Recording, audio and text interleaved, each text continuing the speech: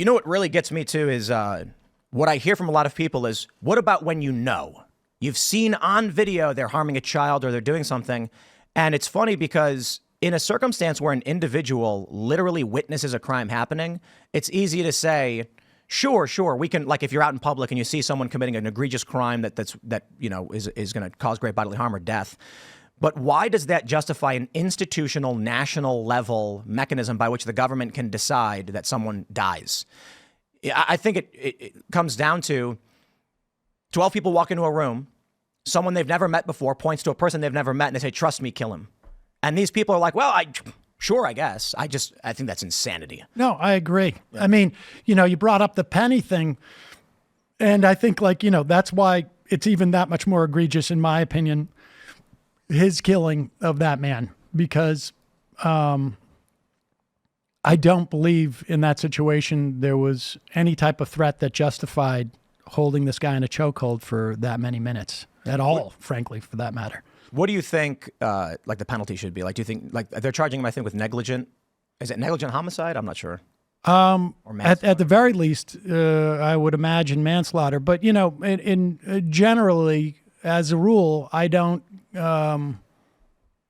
really parse out court cases. I mean, if there's a charge, as a matter of public policy, there are instances where I think that people should be charged. But beyond that, then I just, I didn't even watch the OJ trial. I'm curious about your thoughts on this story. This is from NBC News from 2021. Police say riders didn't help woman raped on train because of the bystander effect. Explain why. Does the bystander effect explain why? Philadelphia police said riders did not call 911, instead held their cell phones up in direction of the assault. In a circumstance like this was a huge story. 40 minutes, a woman was harassed by a stranger on a public train and then raped while bystanders just watched. What would you do? What do you think a person should do in a circumstance like that? At the very least, I would call 911. That's correct. Yeah, right. Nobody did. And over the course of 40 minutes, I'm not familiar with this story, but if I watched someone being assaulted, raped, and then or raped, yeah, yes, I would intervene. I would push that person away. I would attempt to stop them from raping that person. I think anybody should. What has that got to do with this?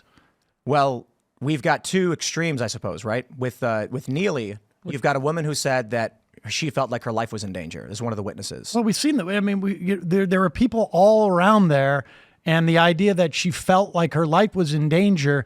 I mean, she's not communicating that to the guy, to Neely. B, she said it was quite clear. It was quite clear that I don't know, minute 2, minute 3, minute 4, that this person is not going to end up killing that person. I would imagine that if this guy attempted to assault her anymore, Neely could have pushed him away, or they could have held them down. But a chokehold is a lethal thing, and he held it for minutes.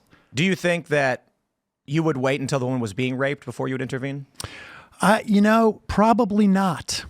But how would you know then if the guy is like a threat unless he's actively committing harm? Well, I mean, if he's actively committing harm,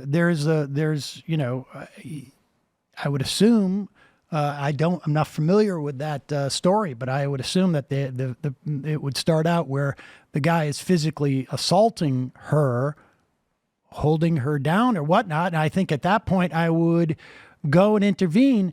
But I think the problem in this instance, and again, the guy's been charged. That's basically where my interest, I move on to other things. But in an instance where you're putting someone in a chokehold, which again, he's trained. He's a Marine, right? Yeah, he must know this is a lethal thing.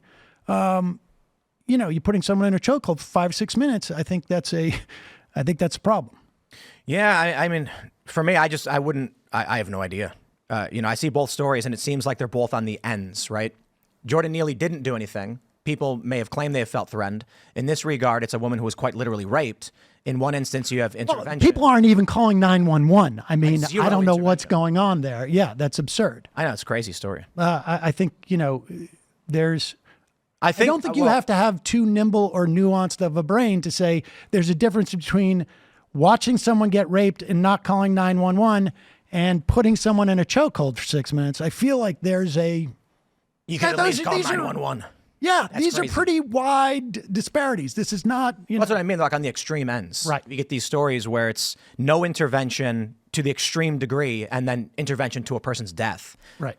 And it's like maybe we don't see the stories of any kind of in-between because they're not sensational, right? Like I'm sure something happened on a train recently in New York where someone, like the guy was getting violent, he got shoved, everything stopped. You know what I mean? No one, NBC News is never going to carry the story because there's nothing extreme about it. And so we only ever get these edge cases which put people on one side or the other. Yeah. I mean, stuff happens in the subway all the time. New York's been getting pretty wild. I suppose it's relative to the amount of crime, but... And getting wild in what way? There were, I think, last year, like 25 people were pushed in front of trains? I mean, I can tell you that crime in New York City is, down still around historic lows. I mean, Yeah. I'm old, so I remember New York in the late 80s. And,